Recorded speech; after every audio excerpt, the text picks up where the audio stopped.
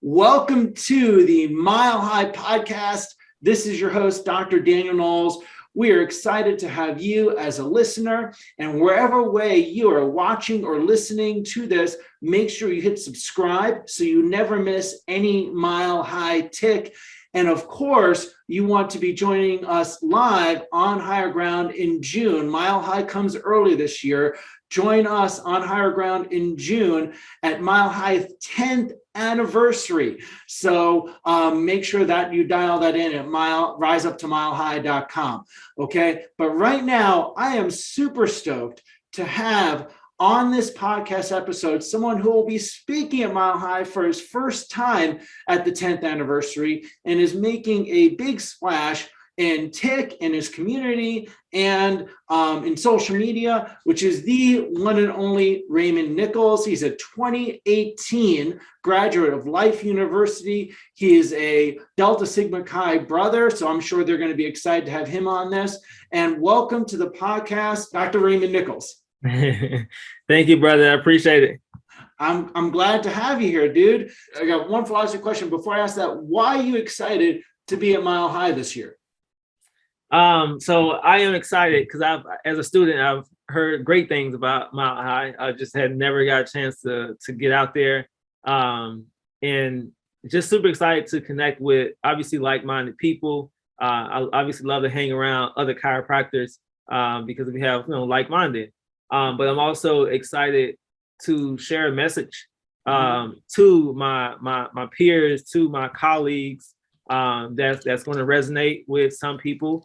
And maybe even change some lives, and even they're able to take some examples I use, or some analogies, or just anything like that, or just the pure passion, right? Some passion back with them to their office come Monday morning to give to their patients. And I think that's, again, patients appreciate that. They feel it and they see it because it can't go unnoticed when you have that. Right. One of the things that I hear over and over again, people coming to Mile High, is that they say that the speakers are top notch. It's all congruent with philosophy, which you don't see. A lot of programs, not the case.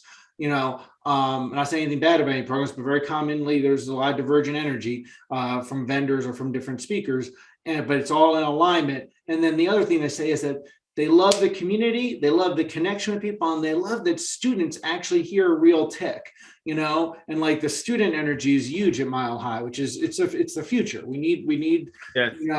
It's the future. So tell me a little bit, how did you find your way into the world called chiropractic? Yeah. I think it all starts back when I was so I'm originally from Mississippi. So I think it all starts there. So I'm not sure if people are listening, is that Mississippi is one of the most unhealthiest states in America. Like, if you look at obesity rates, then typically we're at number one, or we're battling number one for either Louisiana or West Virginia. So that's the top three that's up there. But obviously that's somewhere you don't want to be, right? When talking about the top three. But obviously we know what comes with obesity. We have these other metabolic chronic diseases as well. And so I saw my family suffer from these metabolic chronic diseases throughout my entire childhood and adolescenthood. And I'm just like, man, why is it that my grandmother, my grandfather, my great-grandfather, great-grandmother died at 41 years old from heart disease. I'm just like, man, what's going on? There's a trend here.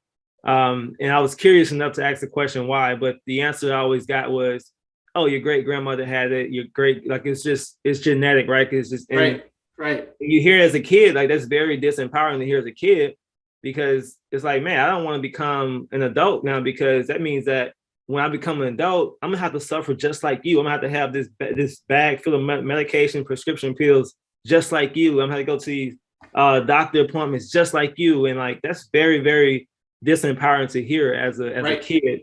And so I just I wanted to just go a different route, right? I'm like, I don't know what that different route looked like, but I'm like, this can't be the way. There has to be another way. I just knew it deep down, and I was just open to it. I think that's kind of what landed me into chiropractic, because I was just open to something different. And when I got into I played football at Nichols State University in Louisiana. In my last semester, I'm an athletic trainer as well. In my last semester, we had to shadow like chiropractor, ortho, like PT, and just see how the different professions are. And once I got to the chiropractor, like it was different. It was exactly what I was looking for. I need to call that doc and like just be like, just say thank you. Because he opened my eyes up, because I thought chiropractic was just like a personal injury, like car accident, pain, the things. And I got there, I'm like seeing happy people, smiling faces, wellness people. Like, I'm like, what is this? Like, it just blew my mind. And then right off the bat, I had a cousin in chiropractic school at the time. I called him. We talked for 2 hours talking about philosophy. And it's actually the philosophy is what really got me like boom, like this is it. Like this is exactly what I'm gonna do for the rest of my life. And I haven't looked back since. I went to literally put my application in for life, and now we're here. Awesome. Awesome. So what philosophy is super important. It's the whole focus for me. It's your foundation, right? Yes. So what sung to you about the philosophy? What spoke to you about it? Yeah. So what really spoke to me was that, so when I was as a kid, I used to have a lot of sinus infections. I had asthma, like all the things, right? I had all those things. And what my grandparents raised me. And so they were just doing the best they could with the knowledge that they had. I imagine that they're thing. So if you had this ailment, they're gonna give you this pill, this whatever this thing is to help suppress your symptom. And I went through that. But what I noticed is that every time I got a sinus infection, like I would eventually heal, I would get better. I took notice of it. And I told my grandma that at 8 years old, I had a sinus infection. It really, really sucked. I was crying in bed, I remember. And she came in, I was like, Grandma, I don't need the medication. Like, I'm gonna get better. And obviously she looked at me like I'm crazy. And I took it because I'm a little kid. I don't know anything, right? As a little kid. Right. But I actually knew a lot. And I was in tune, and I was telling her what I was feeling and my intuition and what I knew, but I just couldn't articulate it in a way that made her understand it, right? And so I think it was that piece of it. I knew that the body heals itself from inside out and not outside in. And once I heard that as a general, I was like, this is it. Excellent. So now in practice, why is chiropractic philosophy important in practice? It's very important. And the reason why, I'm glad you asked that question, because each person that walks in the door, more than likely, they're operating from an outside-in perspective, an outside-in paradigm. And so we operate from this outside-in paradigm. I know they're coming in for Dr. Ray to fix them. But by the time they leave out of there, they know that Dr. Ray is not there to fix them. I listen to them, I let them know, and obviously it's not done in one day, but I let them know like, hey, your body heals itself. I'm not here to heal you. I can't heal you. I have to heal me. What I can do, I can remove the interference to allow your body to do exactly what it's meant to do and designed to do. And having that understanding is that I'm only 31 years old. I've seen 45, 60, 70-year-old people like, why is this my first time hearing this? Like, and they almost get mad. Like, seriously, they're angry because I'm big on education. So I educate like day 1, day 2. We do a workshop and workshops throughout the year. And like, I'm always educating and pouring into them because they're not getting this education anywhere else. Right. So we just pour into our patients. So I think that's why it's super important to have a foundation like this and a truth like this, because that's what it is, to introduce to the world, because the world needs it. I would say more now than ever. Yeah. Well, people are being indoctrinated into outside in, below up, boy boo, and we need to help them know about the light that above down, inside out is for their life. And they don't get that from any other profession. Right. And it's really refreshing to hear it, because I got to tell you, honestly, as someone who's, been in the chiropractic world for 30 years now, and through in school practice, etc. And so many, there's so many chiropractors young and old that, actually, stopped fighting the fight and actually switched over and practiced more allopathically in some way. So it's always great to hear people that are new in practice and are fired up to help people live an ADIO life. So yeah, because I'm saying, like, I hear it all the time, like patients come like, yeah, I went to a chiropractor down the street, or I went to 3-4 chiropractors, and because I was asked, like, have you ever heard the word subluxation? yeah. Like, because I see on that paperwork that, hey, I've been to a chiropractor, but have you had the word subluxation? And when I say no, I'm like, all right. So I have a video explaining it, but I'm like, hey, this is what it is. First day, you're gonna hear this word a lot in our office, and you're gonna know exactly what a subluxation is. Right. And what an adjustment is too. Yes. Right. And what it's not. Well, it's not, yeah. So, okay. So I got to ask you this. Mm-hmm. I don't have this experience. I opened a practice. There was no pandemic going on, right? I practiced through a pandemic.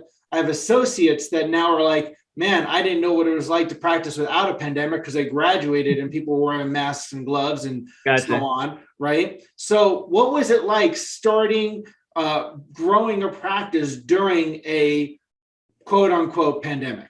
Yeah. So I think for us, and I got this question a lot before, I think for us, with the fact that we started practicing in 2019, so we had almost had a full year before like everything had happened.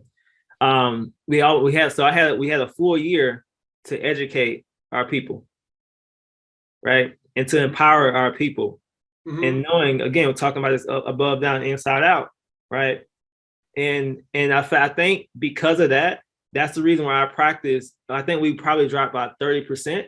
And I've talked to other docs out there, and they dropped a ton. I'm talking about like half, or like even over half percentage wise of patients. And I think that's why we didn't. And we actually doubled our practice in June of 2020. Wow. Literally like double. It was crazy. But I think because of the education we've done beforehand, and I think that had prepared them on a mental block, right? To know like, okay, why, like I should definitely continue to get adjusted. Like there's no better time to get adjusted than now. Like, why should I not come into the office to get adjusted? Interviews with people, with my patients, about like just like one-on-one testimonial live interviews on Facebook, because I wanted the world to know, like, why did Joe continue to come in 2020? Right. And so here's the thing. What you just said is very important. I want people to understand this. When I was an intern, all right, so way back when I graduated from Sherman, I was intern. The person I interned with, which was Peter Kevorkian, you may know him. All right, he said to me, like a subluxation focused, adjustment only focused family practice is the hardest thing to build, but it's the easiest thing to maintain. Right? It's hard and easy because you got to teach somebody something different than just saying I'm going to accept insurance or do PI or all of those things, etc. But then once you do it and like have that reputation and that focus and have people that, oh, I'm going to keep coming, it's easy. It goes hard, easy. Otherwise, it might be easy first, but then it becomes hard. So you're exactly right. Having that foundation, then like people are like, well, why would you're teaching them. It might be hard to teach them at first and bring them into a different line of thought. But the benefit of that as a business, and obviously for the patient, most importantly, is huge. Yeah, 100%. I think Dr. Stephen Francis always, I follow him a lot. He always says about we want to create helium balloons. And so, yes, it takes a lot of energy at first, right? So hard, easy. You don't want to go easy, hard. You want to have helium balloons on your side. You don't want to have these big tires that you have to flip each day, flip, because he's a CrossFitter. So he always uses these analogies with CrossFit. But I mean, I love it because it makes sense. And that's exactly the type of practice that we want to have. We want to have people that understand this above, down, inside out, and also want to be there and want to be healthy. And it just makes life so much easier. It makes coming to the office just that much enjoyable to know that you're Like you're like it's not even a job at that point. Like I'm like, man, we're getting paid for this. Like this is Right. crazy. And I gotta tell you, from also perspective for me, I've practiced 25 years. It's been a divine time to be a chiropractor. It's always a divine time, Gotcha. but during that, the numbers were lower for a little bit, the money was lower a little bit, but the gratitude was like sky high. And people just were. I mean, did you have that experience? The people were super grateful. Oh, you talking about during this time? Yeah. 100%. I've even had times where I think even during this time, I realized I knew that we were like a leader as well, right? Like in healthcare, but like into our patients. But I didn't realize until a patient asked me one day, like, Dr. Ray, like, because this is when everyone was just really freaking out, like crazy. Yeah. Like, Dr. Ray, why are you not freaking out? Like, why are you not scared? Like, I'm like, I thought he was playing, but no, he was a legit question. I'm like, because we talk about this all the time, right? The body heals from the inside out. Make sure I get adjusted, make sure I do this, and make sure I do this, make sure I do this, and make sure my vessel here, my car, my vehicle is able to navigate this thing called life. Right. It's very, very resilient. And it's not obviously it's not the first pandemic, virus, whatever. It's not one be the last one either. So right. Yeah. Right. So we talked about philosophy, we talked about its importance in practice. What are some ways you teach people chiropractic philosophy in practice? Like you mentioned classes, like what are some key things you like teaching people about chiropractic philosophy and how you do it? I would say we probably hit heavy on philosophy. It's called our Better Results Starts Workshop. So this is our basically new patient orientation class. And so we have that every other Monday, 6:30, lasts about an hour. And that's where we kind of introduce, right, these questions. And what I like to do is I like to take something that someone already knows and obviously just put that with chiropractic or with the philosophy, because now they can kind of tie these things together. Like for instance, like in my adjusting room, I have this big TV and I have just random pictures up there, just kind of, they flash. So for instance, we may have like what would be a good one? Make a worn out tire up there, right? Just a worn out tire. Because I know someone's going to ask me like, why is there a tire on? I'm like, what does that mean? Right. I'm like, I'm glad you asked. Right. Because just think about it, if your car is misaligned, what will happen eventually to the tires, to the suspension? Like, it's this downhill spiral that happens. And now they're able to relate this piece of chiropractic to their car, their tire. And like, it's like, oh, that makes sense. Of course. And so in our class, we talk about the same thing. Let's talk about, is the body smart or is it stupid? Literally, I ask that question and I let them answer. And I'm like, they say it's smart. I'm like, are you really sure that it's smart? Like, I just want to make sure that you understand and you believe that your body is smart, or you believe that your body is meant to be healthy versus meant to be unhealthy. And I ask these simple questions. And I also relate it to, and let's get to the point of, we're talking about innate intelligence. I talk about, like, I bring up nature, because you cannot like not look at nature and be like, okay, there has to be an intelligence that's at play here, but most of the time we're just not acknowledging it. And so I let them acknowledge it, like, hey, have you ever connect? Like, how do I make a nest? Is there like a nest making school, or like how? And I just let them answer. And I always get, it's their instinct, it's God. Like, I get these things. So I'm like, so you're telling me that there's some type of intelligence that's at play. And then now let's bring that back to the body. When you cut yourself, what happens? When you have a fever, what happens? When you have food poisoning, what happens? And now I can introduce this thing called innate intelligence to you. And this is what we do as chiropractors. This is why we do it. And so that's an example. Yeah. Now, here's the thing. That is an example for people that are listening or watching of hard, easy. Okay. Some people will say it's so hard and they all just want me to fix your back, and they never actually, teach them what it is you're doing. And like, oh, doing a class might be hard. It's not all that freaking hard. But then people will say that, it's hard, but then it becomes easier because then you reference that back, because I do like 5 classes a Yeah. month in our office, so it's right. Because you Yeah. have to, and it might be hard, like, oh, you can spend time with your kids, but the thing is, the benefit is that you got committed people in your care, that you're a steward of their health and their life and their well-being. Yeah, 100%. And I let that be known to them. I'm like, hey guys, like this isn't happening at a lot of doctors' offices. Like at your medical doctor's office, they're probably not staying at 6:30 p.m. for an hour and to educate you on health and healing. Mm-hmm. And I put it out there so that they know and so that they recognize it. And so that like we're serious about this. We're serious about educating our people. We're serious about empowering our people. Mm-hmm. And believe it or not, people that's listening, people that may think like it is hard up front, but those patients will appreciate it. They appreciate it so much because they see it, like they feel it, they feel like that you want to be there, that you want to educate them and pour into them. I would say majority of people, they really appreciate that. Yep, absolutely, absolutely. So now, in terms of growing a practice, okay, Yeah. And I know very little about your practice, so you can share whatever you feel comfortable sharing. What have been the effective ways for you to grow your practice during the last couple of years? So the way we grow our practice is we pour into 3 different buckets.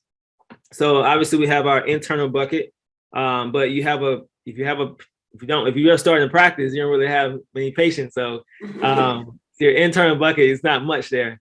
But eventually you start to get patients, you can start doing internal marketing and things. So we do what we call patient of the week celebration. So this is where we pour into our people. So we have a patient of the week, and then at the end of the month, we take them out to a painting, like a painting sip, basically, and just to show our appreciation for them and their hard work. And we have them bring a guest with them, right? And so then now that guest has an opportunity to schedule an appointment from there. So that's one thing that we do for internal marketing. Obviously, the workshop that we do monthly, bi-weekly, we also encourage them to bring guests there as well. And then let's dive into another bucket. The other bucket is obviously external marketing. So your lunch and learns, your dinner with the docs, so obviously screening. So doing those things, networking. So coffee. So in 20, it actually was in 20, was it 2020? The beginning of 2020, actually, I think. So I think I met with probably around 50 people, just one-on-one, because I wanted to get to know them. I knew I was new to the area, and I wanted to see like who's the people I need to know in the area. And I did that. I just went out there and just met with about 50 people, just messaged them on Instagram or Facebook, and like, hey, I'm new to the area. Hey, would you mind grabbing coffee? Right. It was simple, easy.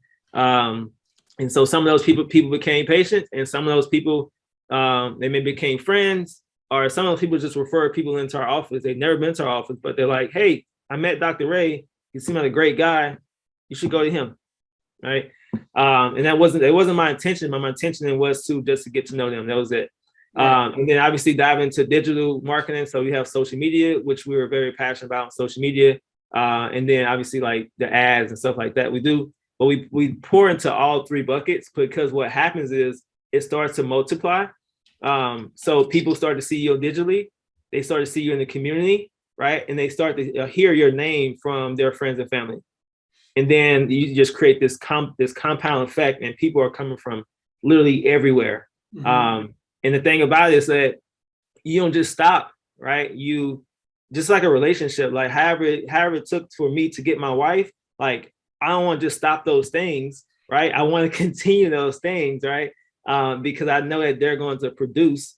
So I want to do things that are going to produce results. And why stop, right? It's like, let's keep going, because we're trying to save more lives here. And that's what we do. We just stay consistent, and we know at this point we have an ideal of some things that work, and obviously things that don't work, then we just adapt, right? So.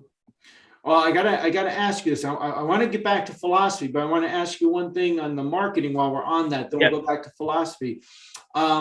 What has been for you the most effective strategies to use social media in growing your practice?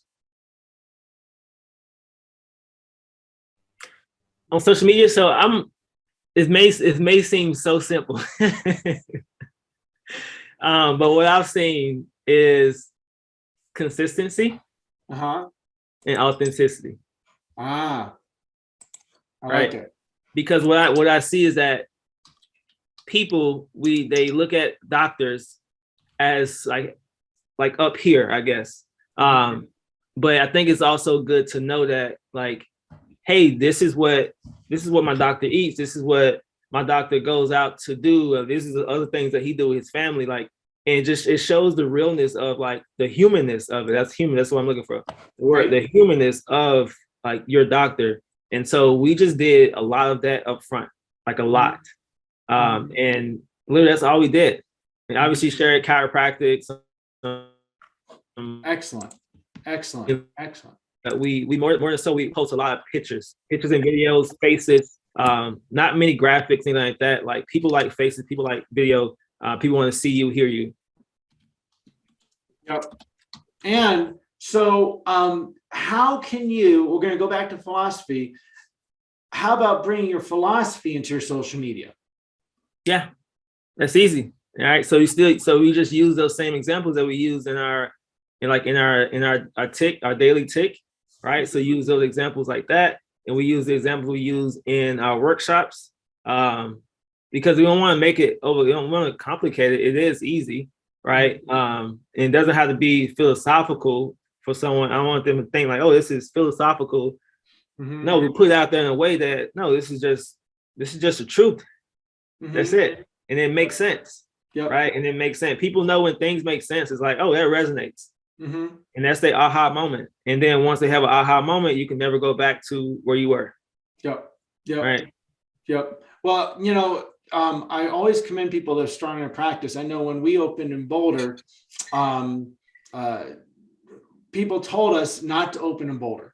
People that I respected very deep said, don't open here. There's too many chiropractors. Yeah. There's, I don't know if you heard that, but I heard there's too many chiropractors. You'll never make it.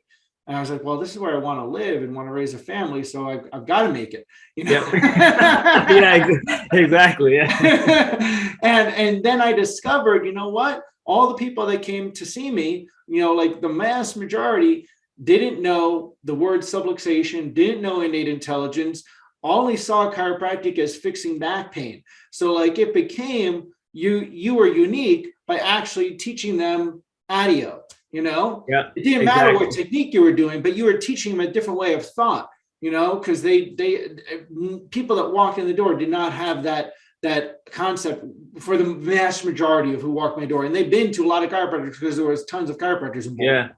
Yeah. So it's the same thing we see. Yeah, same thing for you, right? Yeah. And it's very good to overcome that. So philosophy question for you. What's your favorite or maybe most impactful to you chiropractic textbook or chiropractic book? Chiropractic book. Let me go with his name, Rob Sennett. The chiropractic textbook. So I enjoyed that because for me it was more digestible. Right. So we're talking about the principles, some examples, some analogies. I really enjoyed the way that he laid that book out. So that was a good one for me. There's another one that's coming to mind. I just can't think of the name of it. It has like 25 chiropractors in it. You probably know exactly what I'm talking about. There's a couple of those with 20 or 30 different chiropractors. Is it 33? Yeah. Not 30. So 33 was good too. I read 33, not 33. It's an older one. Older one. Yeah, there's a couple of those. I don't remember which one. Yeah, I just can't think of the name of it. It's really good too. Rob Sennett's textbook is a stellar one. So that's solid. What was something that touched you or took away or something from that? Yeah, I think with me was the he talked about like darkness and light, talking about not being the entity, right? So the darkness not being an entity, just it basically is only there when light has been removed. And he obviously relate that same thing to health, and disease isn't an entity, it's only there when health has been removed. And so that was really powerful, and it's really stuck with me since I read it. And totally it makes total sense. So yeah. Yeah. Well, and actually, let's go a little further on that, because that's a super important one. If you think about the pandemic, and I know we're going this direction, but you think of pandemic and that darkness and light, there's a lot of that that's gone on in the last 2 years. You know, like there's a lot of darkness being sent to people, you know, through media and through news and through fear. Basically, people have been fed fear, you know, and the best way to not combat, I don't know if I want to use the word combat, but, you know, is to spread light. Yep. Yeah. Spread light. That's what our offices are, right? Yeah, 100%. And try to do that obviously in the office, try to do it on social media. But again, we even get kind of censored on social media. So that's another dark. We still continue to spread light. Because again, it's the truth. So when we hear truth, we resonate with truth. People resonate with it. So yeah. Mm-hmm.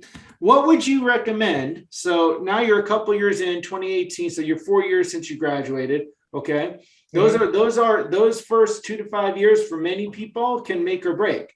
Okay, gotcha. And, you know, in general, there's a lot of chiropractors that make or break those first 2 or 5 years. I've seen really great philosophical chiropractors go into other professions 5-10 years later, which is heartbreaking.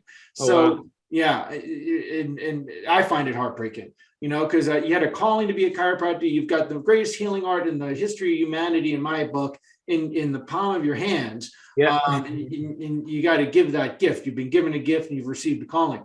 What would you recommend to either student or someone in their first couple of years?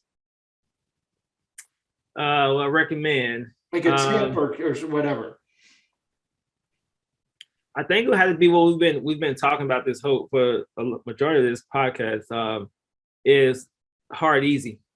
Because I think just human nature, easy, hard just is how we're designed, right? We don't want to do the hard thing first. No matter, like, even we have a to-do list, like we want to do the thing that's going to get off our list as quick as possible. We want to do the thing that's going to take up the most time, the most energy, maybe most money. We want to say that to last. But no, like if you do that first, now we can create this big energy, this momentum. And then once we create this momentum, then that's what we talk about. Like now the ball gets the roll downhill and it becomes a lot more easier. So we're not pushing up the hill anymore. Yes, we have to push up the hill for a bit, but once we get to that hill, now we can start to roll that ball back down. And I think the hard, easy, that's what I would say. Yeah, it's such an important lesson. I had someone who mentored me a while back say it that way, but also said it, you know, when you look at your list, you got to eat the frog. You know, there's that's a book by what's the book? I forgot who it's by, the author. He's pretty popular, but I know exactly. That's basically what the book's about. Yep, exactly. Well, and so students. What would you tell students in school? They're in school now. What are some things for them to do while they're in school to be ready when they get out? Yep. So definitely I would, if I had to do it over, I would be in someone's chiropractic office. If not, obviously I know like it's busy, but if not once a week, at least like every other week, a different office, taking notes on like some things you like, some things you dislike.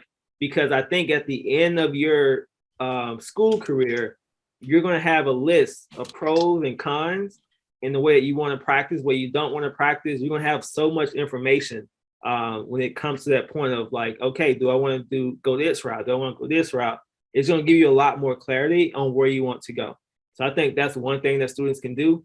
Another thing that students can do is get your hands on as many people as possible, because these things right here, like, these are the money makers here, right? So if we have to be able, this is an art. Like I love the art of chiropractic, love it. And so we have to be able to adjust and use these hands, because it's nothing like it. Like literally it's nothing like it.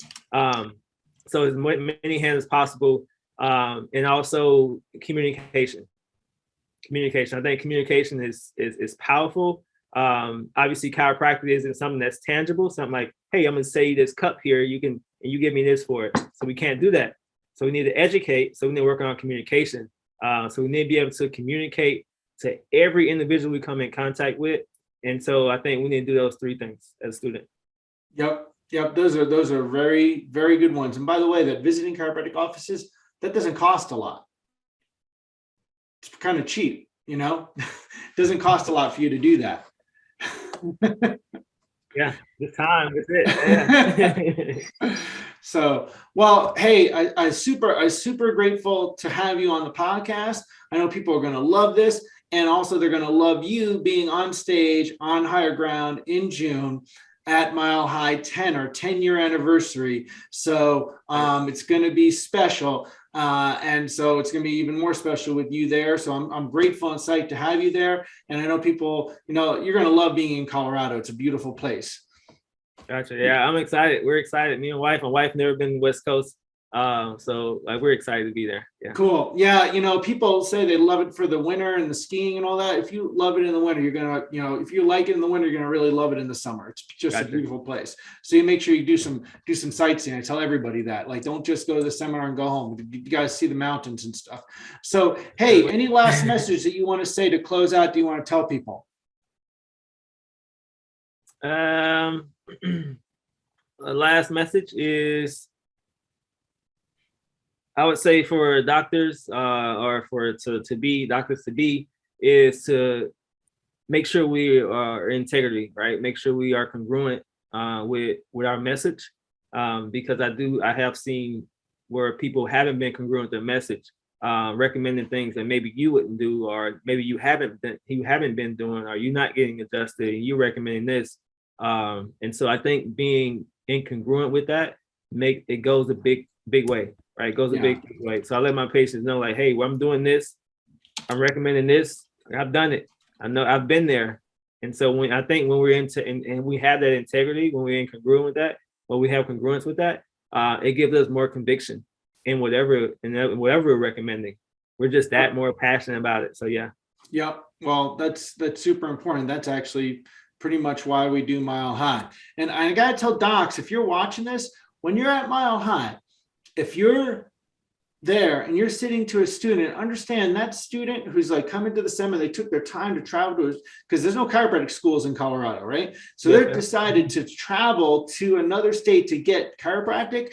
And there's a student there, buy them a drink, buy them lunch, do something special for them. They will remember that, and they will be grateful. Like, and they need to feel loved and supported and feel like part of a community as a student. So I always tell docs, make sure you do that. You know, take a student out to lunch while you're there and teach them stuff. Those conversations go a long way for the future of chiropractic. Nice. So, all right. Well, thank you so much for being on the podcast. We'll see you on Higher Ground, and everybody who's if you have not reserved your seats, reserve your seats. RiseUpToMileHigh.com, and most certainly keep changing spines, lives, and minds with chiropractic.